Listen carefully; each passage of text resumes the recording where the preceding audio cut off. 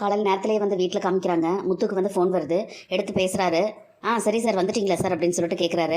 சரிங்க சார், நான் 1/2 மணி நேரத்தில் வந்துடுறேன் அப்படின்னு சொல்லிட்டு ஃபோனை வச்சிடறாரு. அப்புறம் மீனாவை கூப்பிட்டு, மீனா நான் சொன்னான்ல அந்த வெளிநாட்டிலேருந்து வராங்கன்னு சொல்லிட்டு அவங்க வந்து ஏர்போர்ட்டுக்கு வந்துட்டாங்களாம்மா, நான் போய் அவங்கள பிக்கப் பண்ணிவிட்டு அவங்கள கொண்டு போய் விட்டுட்டு நான் வரேன் அப்படின்னு சொல்லிட்டு போகிறாரு. உடனே மீனாவும் எனக்கும் பூ கொடுக்குற வேலை இருக்குதுங்க, நானும் சமையல் வேலையை முடிச்சுட்டு சீக்கிரம் கிளம்புறேன் அப்படின்னு சொல்லிட்டு மீனாவும் சொல்லிடுறாங்க. இது வந்து கிளம்பி ஏர்போர்ட்டுக்கு போய் மலேசியாவிலேருந்து வந்த 2 பேர்த்தை வந்து கூட்டிகிட்டு வந்துகிட்டு இருக்காரு. அவங்க 2 பேரும் வயசான ஹஸ்பண்ட் அண்ட் ஒய்ஃப் 2 பேருமே. அவங்க கிட்ட வந்து முத்து வந்து மலேசியா பற்றியெல்லாம் விசாரிச்சுட்டு வந்துகிட்டு இருக்காரு. அப்போ அவங்க 2 பேர்கிட்ட இவரும் நல்லா பேசிட்டு இருக்காரு. முத்துக்கிட்டையும் அவங்க 2 பேரும் நல்லா பேசுகிறாங்க. அந்த ஹஸ்பண்ட் ஒய்ஃப் 2 பேருமே வந்து பக்கத்தில் ஏதாவது கோயில் இருந்தால் நிறுத்துப்பா அப்படின்னு சொல்லிட்டு சொல்கிறாங்க. இங்கே பக்கத்துலேயே ஒரு கோயில் இருக்குது சார், அங்கே தான் வந்து என் மாமியார் கூட பூக்கடை வச்சிருக்காங்க, ஏதாவது விசேஷமா சார் அப்படின்னு சொல்லிட்டு முத்து கேட்குறாரு. ஆமாப்பா, எங்களோட 60வது கல்யாணம் இன்னைக்கு அப்படின்னு சொல்லிட்டு அவர் சொல்கிறாரு. உடனே முத்து இருந்து அப்படியா சார், வாழ்த்துக்கள் சார், சிறப்பாக கொண்டாடிடலாம் சார், வாங்க சார் அப்படின்னு சொல்லிட்டு மீனாக்கு ஃபோன் பண்ணுறாரு. ஃபோன் பண்ணி கோயிலில் வந்து பூஜைக்காக ஏற்பாடு பண்ண சொல்கிறாரு. உடனே மீனாவும் சரிங்க, நான் வந்து அம்மா கிட்ட ஃபோன் பண்ணி சொல்லிடுறேன், நானும் கோயில்கிட்ட அங்கே வந்துடுறேன் அப்படின்னு சொல்லிட்டு சொல்லிடுறாங்க. மீனா வந்து கோயிலுக்கு வந்துடுறாங்க. கோயிலுக்குள்ளே போய் சிறப்பு பூஜை பண்ணுறதுக்காக ஏற்பாடெல்லாம் பண்ணிக்கிட்டு இருக்காங்க. அப்போ அந்த நேரம் பார்த்து சிட்டி அங்கே வரான். சிட்டி அங்கே வரும்போது சத்யா வெளியே பார்த்துடுறாங்க பூக்கடை கிட்ட நின்றுட்டு. அக்கா வேற உள்ளே போயிருக்காங்க, இவன் வேற உள்ளே போய் ஏதாவது பிரச்சனை பண்ணிட போகிறான் அப்படின்னு சொல்லிட்டு பயப்படுறாங்க. உடனே சீதா இருந்துட்டு அப்படியெல்லாம் இருக்காது, நீ பேசாமல் நில்லு, அவன் எதுக்காவது வந்திருப்பான் அப்படின்னு சொல்லிட்டு இருக்காங்க. சிட்டி வந்து கூட வந்திருந்த ஆளோட உள்ள கோயிலுக்குள்ளே போய் கோயில் நிர்வாகி கிட்ட பேசிக்கிட்டு இருக்காரு. உங்களை பார்க்க தான் வந்தோம் அப்படின்னு சொல்லிட்டு அவர்கிட்ட சொல்கிறாங்க. சிட்டி என்ன விஷயம்னு சொல்லுங்கப்பா அப்படின்னு சொல்லி கேட்கும்போது, போன 24ஆம் தேதி வந்து எனக்கு தெரிஞ்ச ஒருத்தவங்க வந்து இங்கே வந்திருந்தாங்க சார், அந்த தேதிக்கான சிசிடிவி ஃபுட்டேஜ் வந்து எங்களுக்கு தேவைப்படுது, கிடைக்குமா அப்படின்னு சொல்லிட்டு கேட்குறாரு. என்ன விஷயமா நீங்கள் எதுக்கு கேட்குறீங்கன்னு எனக்கு தெரியல, ஆனால் அப்படியெல்லாம் கொடுக்க முடியாது தம்பி அப்படின்னு சொல்கிறாரு. உடனே சிட்டி இருந்துட்டு, சார் என்னை யாரோ என்னவோலாம் நினச்சிக்காதீங்க சார், வெளியே பூக்கடை வச்சிருக்காங்களா மீனா அவங்களோட அம்மா எல்லாத்தையுமே எங்களுக்கு தெரியும் அப்படின்னு சொல்கிறாங்க. சத்யா கூட என்னோட ஃப்ரெண்டு தான், என்கிட்ட தான் கொஞ்ச நாள் முன்னாடி வேலை பார்த்துட்டு இருந்தான் அப்படின்னு சொல்லிட்டு சொல்கிறாரு. அதை கேட்ட உடனே அந்த கோயில் நிர்வாகி வந்து, மீனாவே என்கிட்ட அந்த விஷயமா கேட்டாங்க, அவங்ககிட்டயே நான் கொடுக்க முடியாதுன்னு முதலே சொல்லிட்டேனே அப்படின்னு சொல்லிட்டு அவர் சொல்கிறாரு.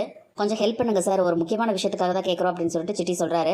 அதை கேட்ட உடனே, இல்லைப்பா அதுக்கெல்லாம் ஏகப்பட்ட ரூல்ஸ் இருக்குது, நீங்கள் போலீஸோட வந்தால் வேணால் நான் கொடுப்பேன், இல்லைன்னா கோர்ட்டில் கேஸ் போட்டு அது மூலிமா நீங்கள் வந்து கேட்டால் நாங்கள் கொடுப்போம், மற்றபடி வேறு யாருக்கும் எல்லாம் அப்படி கொடுக்க முடியாது கேட்ட உடனே அப்படின்னு சொல்லிடுறாரு. சிட்டி வேறு வழி இல்லாமல் அங்கேருந்து கிளம்பி போயிடுறாரு. அப்போ கோயிலுக்கு உள்ளே வந்து பூஜைக்காக பேசிகிட்டு இருந்த மீனா வந்து அந்த பக்கமாக வராங்க. மீனாவை பார்த்தோன்னா அந்த கோயில் நிர்வாகி இருந்துட்டு பார்த்தோன்னா மீனாவை கூப்பிட்றாரு. அவர் மீனா வந்து என்னங்க சார் அப்படின்னு சொல்லி கேட்கவும், நீ வந்து அந்த சிசிடிவியில் இருக்கிற வீடியோ ஒன்று கேட்டிருந்தே இல்லைம்மா, அதை கேட்டு இன்னொருத்தவங்க கூட வந்தாங்க அப்படின்னு சொல்கிறாரு. யார் அப்படின்னு சொல்லி கேட்கும்போது சிட்டியோட பேரை சொல்கிறாங்க. சிட்டி பேரை கேட்டோன்னே மீனா வந்து யோசிக்கிறாங்க. சரி சார், நீங்கள் கொடுத்துட்டீங்களா அப்படின்னு சொல்லி கேட்குறாங்க. இல்லைம்மா, உனக்கு என்ன பதில் சொல்லணும் அதே தான், யாருக்கும் கொடுக்க முடியாதுன்னு சொல்லிட்டேன் அப்படின்னு சொல்லிடுறாரு. சரிங்க சார் அப்படின்னு சொல்லிட்டு மீனாவும் வந்துடுறாங்க. மீனா கோயிலேருந்து வெளியே வந்த உடனே சத்யாவும் அவங்க அம்மாவும் சிட்டி வந்த விஷயத்த சொல்கிறாங்க. உடனே மீனா வந்துட்டு, அவன் எதுக்காக இங்கே வந்தான்னு சொல்லிட்டு எனக்கு தெரியும் அப்படின்னு சொல்லிட்டு சொல்கிறாங்க. என்ன விஷயம் அப்படின்னு சொல்லிட்டு அவங்களும் கேட்குறாங்க. இல்லை, அந்த சிசிடிவி கேமராவோட ஃபுட்டேஜ் நான் கேட்டிருந்தேன்ல, அதே தான் கேட்டு அவன் வந்திருக்கான் அப்படின்னு சொல்லிட்டு மீனா சொல்கிறாங்க. அந்த சிட்டி எதுக்காக அதை கேட்டு வந்திருக்கான் அப்படின்னு சொல்லிட்டு சந்திரா கேட்குறாங்க. அதான் சொன்னேன்லம்மா, ரோஹிணிக்காக தான் இவன் வந்திருப்பான், ரோஹிணி தானே அவங்க கிட்ட கடனெல்லாம் வாங்கியிருக்காங்க, அந்த பழக்கத்தில் ரோஹிணி வந்து இது மாதிரி சொல்லியிருப்பாங்க போல இருக்குது அப்படின்னு சொல்லிட்டு சொல்கிறாங்க. வாங்குறதெல்லாம் ஓகே தாக்கா, ஆனால் இவ்வளோ பெரிய ஹெல்ப் எல்லாம் பண்ணுறானா என்ன அப்படின்னு சொல்லிட்டு சத்யாவும் கேட்குறாங்க. அது என்னமோ தெரியலடா, அவங்களுக்குள்ள என்ன டீலிங் இருக்குதுன்னு சொல்லிட்டு யாருக்கு தெரியும் அப்படின்னு சொல்லிட்டு மீனா சொல்கிறாங்க. அந்த நேரத்தில் பார்த்தீங்கன்னா முத்து வந்து மலேசியாவிலேருந்து கூட்டிகிட்டு வந்த தம்பதிகளை வந்து கோயிலுக்கு கூட்டிகிட்டு வந்துடுறாரு. அங்கே வந்ததுக்கப்புறம் சந்திரா, மீனா, சத்யா, சீதா எல்லாத்தையும் இன்ட்ரோடியூஸ் பண்ணுறாரு. அப்போ வந்த 2 பேருமே வந்து முத்துவை பற்றி ரொம்ப பெருமையாக பேசுகிறாங்க. கொஞ்ச நேரம் பேசி பழகினதுலேயே ரொம்ப க்ளோஸ் ஆகிட்டாரு, நல்ல பையன் அப்படின்லாம் சொல்லிக்கிட்டு இருக்காங்க. அதை கேட்ட மீனா இருந்துட்டு, அவரோட பழக்கமே குணமே அப்படிதாங்க அப்படின்னு சொல்லி பெருமையாக சொல்கிறாங்க. சரி சரி, வெளியே நின்று பேசிகிட்டு இருக்க வேண்டாம் வாங்க அப்படின்னு சொல்லிட்டு முத்து வந்து உள்ளே கூட்டிகிட்டு போகிறாங்க. அப்போ மாலை 2 கொண்டு வா அப்படின்னு சொல்லிட்டு முத்து சொல்கிறாரு. உடனே ஓடி போய் சீதா 2 மாலை கொண்டு வந்து கொடுக்குறாங்க. மாலைக்கு எவ்வளோ காசு கொடுக்கணுமா அப்படின்னு சொல்லிட்டு அந்த வந்தவங்க கேட்குறாங்க. உடனே மீனாவோட அம்மா வந்துட்டு, அதெல்லாம் வேண்டாம் சார், எங்கள் மாப்பிள்ளை சொல்லி கூட்டிகிட்டு வந்திருக்காரு, நல்ல விஷயம் சொல்கிறீங்க, அதுக்கெல்லாம் காசு வேண்டாம் அப்படின்னு சொல்லிடுறாங்க. சரின்னு சொல்லி உள்ளே எல்லாரும் சாமி கும்பிட்றக்கு போகிறாங்க. 2 பேரும் மாலை மாற்ற சொல்கிறாங்க. 2 பேரும் மாலை மாற்றிக்கிறாங்க. அர்ச்சனை எல்லாமே பண்ணுறாங்க. முத்து வந்து அவரோட ஃபோனில் அது வந்து ஃபோட்டோ எடுக்கிறாரு. நல்லா திருப்தியாக அவங்க சாமி கும்பிட்டதுக்கப்புறமா அவங்க கிட்ட கொஞ்சம் நேரம் பேசிக்கிட்டு இருக்காங்க. அப்போ உடனே மீனா இருந்துட்டு, இவங்க 2 பேர்த்தையும் வீட்டுக்கு கூட்டிகிட்டு போகலாமாங்க, அவங்களுக்கு விருந்து வச்சுட்டு அப்படியே ரோஹிணியோட அப்பா பற்றி பேசி விசாரிக்கலாம்ல, ஏன்னா அவங்க மலேசியாவிலேருந்து தானே வந்திருக்காங்க அப்படின்னு சொல்லிட்டு மீனா சொல்கிறாங்க. மீனா அப்படி சொன்னதை கேட்டோன்னா முத்துக்கே ரொம்ப அப்படியே ஆச்சரியமாயிருது. நல்ல ஐடியா சொன்ன மீனா, நான் வந்து இதை முதல்ல அப்பா கிட்ட சொல்லிடுறேன் அப்படின்னு சொல்லிட்டு முத்து ரொம்ப சந்தோஷமாக அண்ணாமலைக்கு ஃபோன் பண்ணி சொல்கிறாரு. அந்த பார்த்தீங்கன்னா சிட்டி வந்து ரோஹிணிக்கு ஃபோன் பண்ணி ஒரு இடத்துக்கு வர சொல்கிறாங்க. அவங்க 2 பேரும் மீட் பண்ணதுக்கப்புறமா சிட்டி வந்து அந்த வீடியோவை எடுக்க முடியாத விஷயத்தை பற்றி ரோஹிணி கிட்ட சொல்கிறாங்க. என்ன பண்ணுறது, நான் உங்களை நம்பி தானே சொன்னேன் அப்படின்னு சொல்லிட்டு ரோஹிணி கேட்குறாங்க.